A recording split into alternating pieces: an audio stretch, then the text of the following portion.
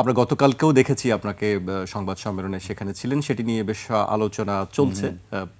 আপনার কাছে জানতে চাই আসলে নির্বাচন কেমন দেখলেন? আসলে নির্বাচন কেমন দেখলাম, আমি ঢাকার বাইরের কোনো কেন্দ্রে যাওয়ার আমি সুযোগ পাই নাই। ঢাকার ভেতরের 6টা আলাদা কেন্দ্রে আমি গেছিলাম।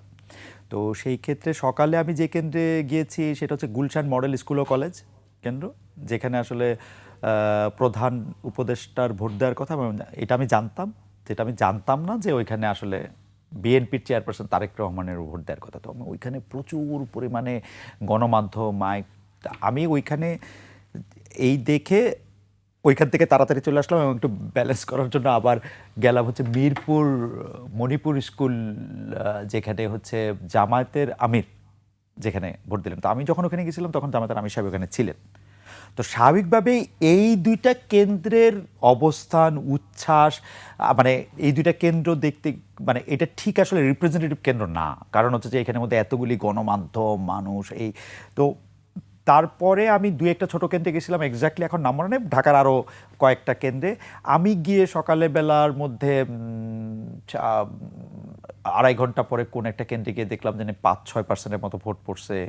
3 ঘন্টা পরে কোন একটা কেন্দ্রের মধ্যে গিয়ে দেখলাম যে 11% মতো ভোট পড়ছে। তো ভোটের সংখ্যাটা পরে মনে হয় একটু বেশি হারে ভোট লোকে দিছে অথবা ভোট বাড়ছে, আমি জানি না। এখন এইটার মধ্যে ইঞ্জিনিয়ারিং হয়েছে না ডাক্তারি হয়েছে আমি ঠিক জানি না, কিন্তু এইটা আমি আমার দেখা থেকে আমি বলতেছি যে আমি আসলে 2 ঘন্টায় যেরকম দেখছি তার 3 ঘন্টা পরে যেরকম দেখছি, তারপরে ভোটের পরিমাণটা যেরকম বাড়ছে সেইটা হইতে হইলে অনেক বেশি পার্টিসিপেশন আসলে পরে লাগবে। এটা হইতে পারে শীতের দিন, আমি জানি না কিছু। ভোটের আগে কিন্তু আমি শেষ করি।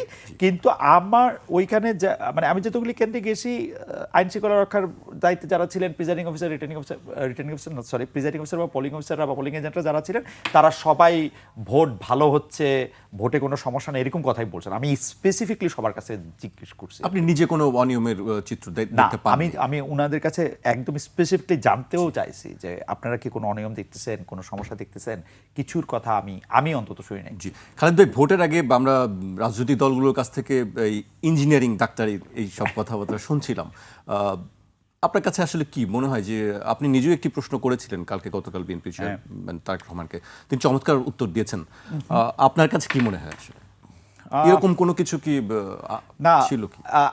আমার মনে হওয়াটা দিয়া তো আসলে মানে দুনিয়া চলবে না, দুনিয়া চলে হচ্ছে পারসেপশন দিয়া। এখন ঘটনা দিচ্ছে যে কারো কারো পারসেপশন ছিল যে জামায়াতে ইসলামী সরকার গঠন করবে, তো তাদের কাছে মনে হয়েছে জামায়াতে ইসলামীকে ইঞ্জিনিয়ারিং করে হারানো হয়েছে। আমার কাছে মনে হয়েছে যে এইটার তো কোনো তথ্য আমার কাছে নাই, কিন্তু আমি আসলে জামায়াতে ইসলামীর যে ভোট প্রাপ্তি, আসন প্রাপ্তি, তাতে আমার কাছে মনে হয় জামায়াতে ইসলামী অনেকগুলি আসনে জিতেছে, অনেকগুলি আসনে ক্লোজ ছিল, অনেক ভোট বেশি পেয়েছে। আমার কাছে ইলেকশন ইঞ্জিনিয়ারিংয়ের কোনো তথ্য আমার কাছে নাই।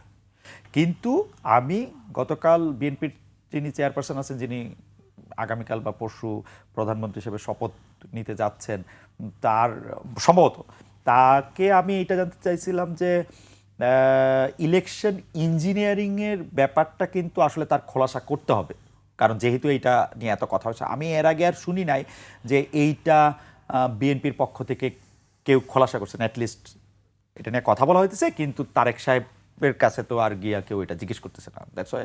সেটি আপনি জিজ্ঞেস করেছেন?